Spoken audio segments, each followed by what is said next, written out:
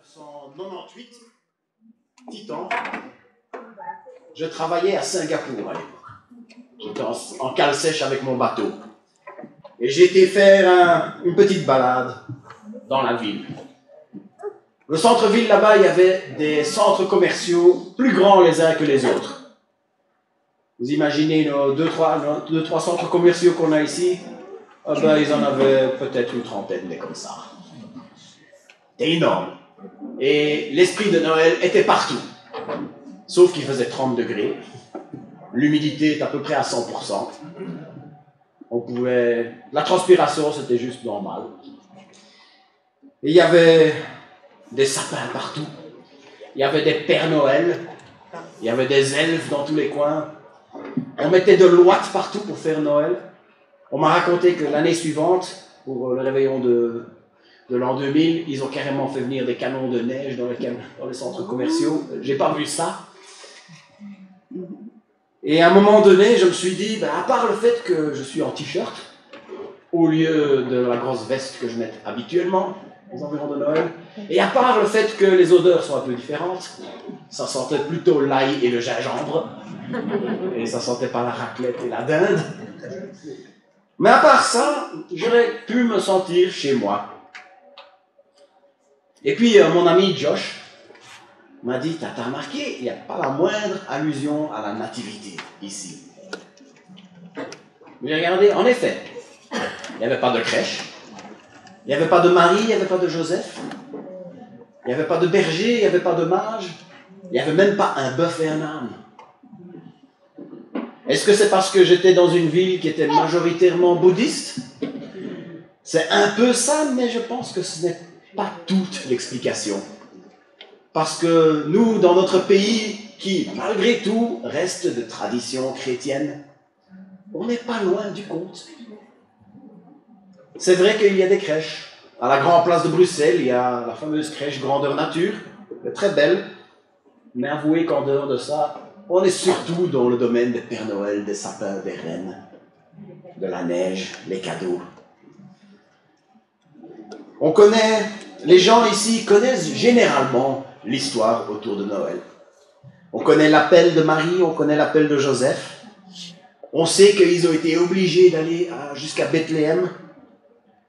On sait que la seule place qui était disponible, c'était dans une crèche. Une chose qu'il faut parfois s'imaginer, ça a l'air tout joli dans nos petites crèches, nos petites mises en scène, mais les étables, il y a une chose, moi j'ai souvent été dans des étables et je me suis dit, je ne voudrais certainement pas passer la nuit ici. Et surtout les odeurs. Mais voilà, c'est là qu'il a dû naître. Tout ça on connaît la visite des bergers, on connaît la visite des mages. On dit qu'ils étaient 3. On leur a même donné des noms. Tout ça, c'est des choses qui sont venues par après, dans diverses traditions. C'est devenu, chez pas mal de gens, rien de plus qu'une chouette petite histoire de raconter aux enfants. Et moi, je ne vais pas vous le cacher. J'aime beaucoup l'ambiance de Noël. Les cadeaux, ça me fait plaisir. Vous aimez surtout Noël pour les cadeaux. Si, ne faites pas liser nos sangs. On aime surtout Noël pour les cadeaux. Mais j'aime beaucoup l'ambiance, la féerie des sapins, le fait de pouvoir se retrouver. Les chansons de Noël, elles sont belles. Si on ne les chante pas à partir du mois d'octobre, j'arrive à les supporter. Je les aime bien même. Mais je suis content que les gens connaissent cette histoire. Mais ce que j'ai envie de faire aujourd'hui, c'est vraiment rentrer encore plus en profondeur de la vraie signification de Noël. Parce que Noël, en fait, c'est le point de départ du plus grand événement de l'histoire de l'humanité. Le Big Bang à côté, ce n'est qu'un pétard mouillé. C'est pas Noël, la grande histoire. La grande histoire, c'est les 30 années que Jésus a marché parmi nous. C'est sans conteste la plaque tournante de l'histoire de l'humanité. Et à Noël, nous fêtons le début de cette vie. Mais pourquoi devait-il naître? Pourquoi est-ce que le Fils de Dieu devait venir sur cette terre? Pour répondre à cette question, il faut commencer par le début. Il a créé l'homme à son image. Pourquoi est-ce que Dieu a fait ça? Je vais vous l'avouer, je ne le sais pas vraiment.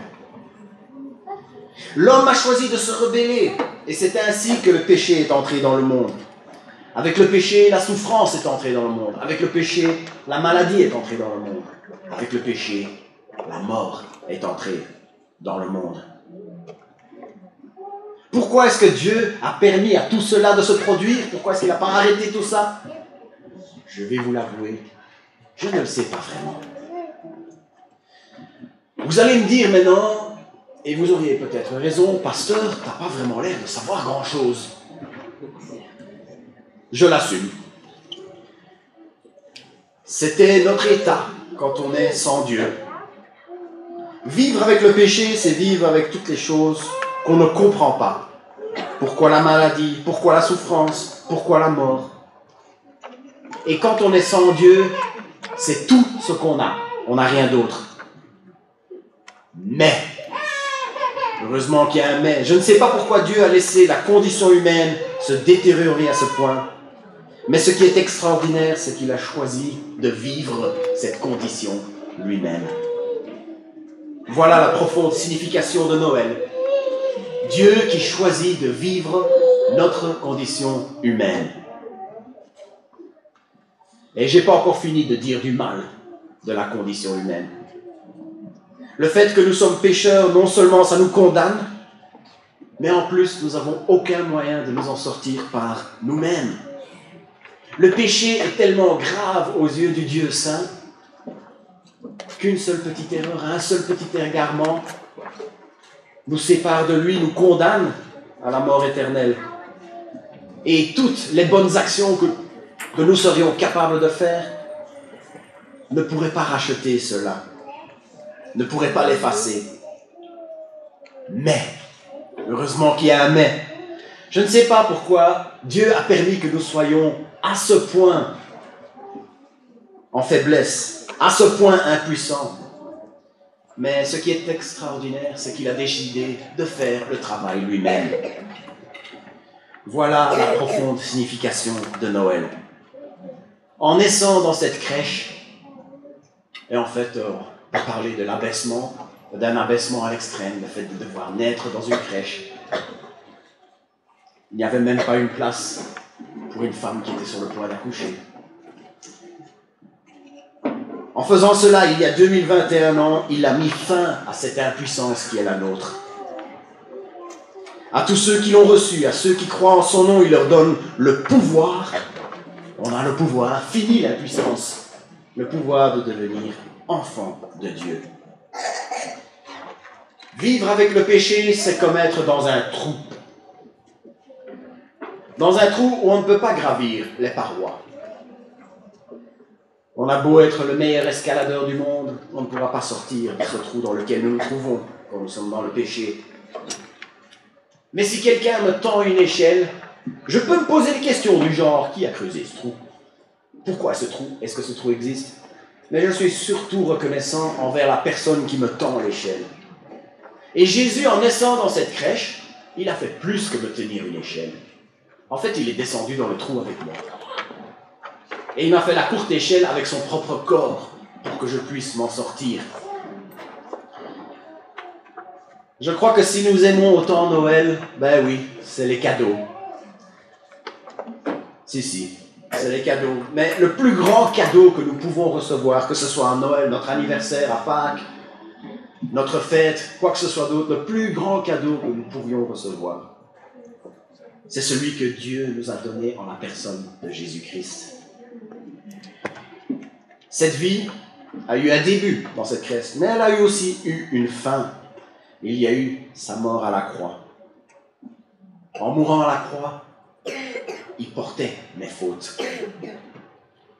Il a subi ce châtiment que moi je méritais pour mes péchés.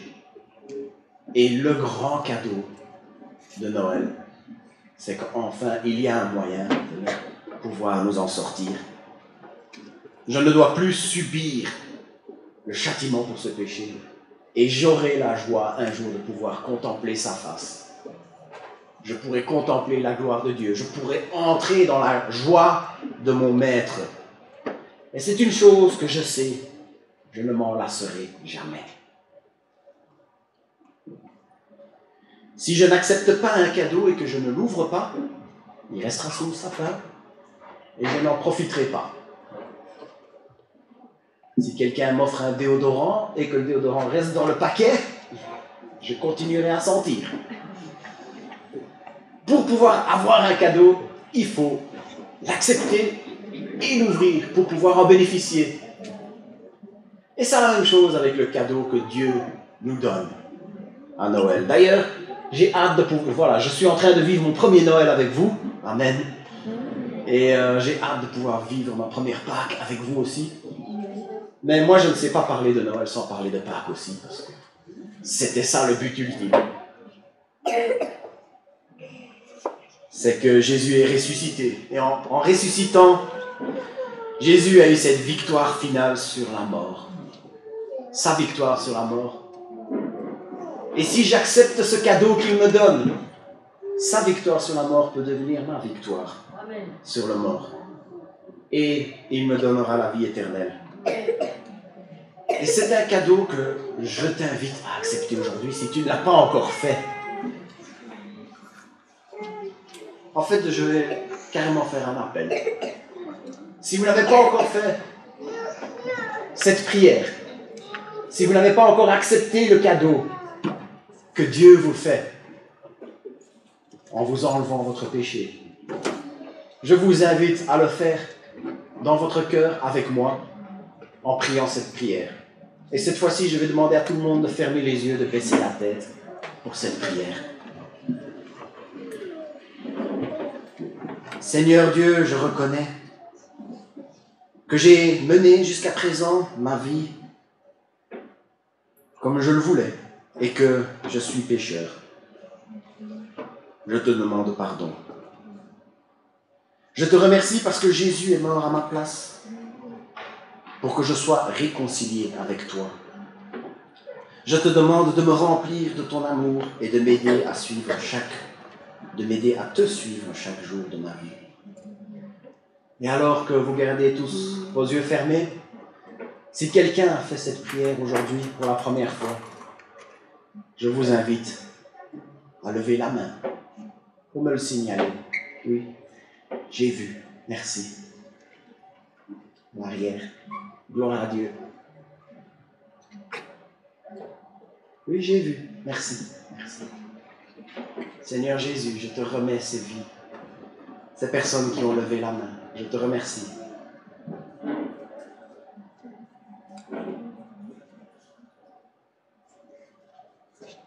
Seigneur notre Dieu, nous te remercions pour ces personnes qui ont accepté ces cadeaux que tu donnes.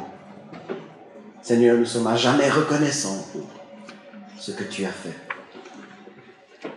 Seigneur, je te remercie parce que ces gens, nous pouvons leur souhaiter la bienvenue dans ta famille. Oui, Seigneur, nous te rendons gloire. Nous voulons te rendre gloire pour cette liberté que tu nous donnes en toi. Ce travail qui a commencé à l'arrivée de ton Messie à Noël. Au nom de Jésus. Amen. Libre de nos chaînes, nous marchons vers toi.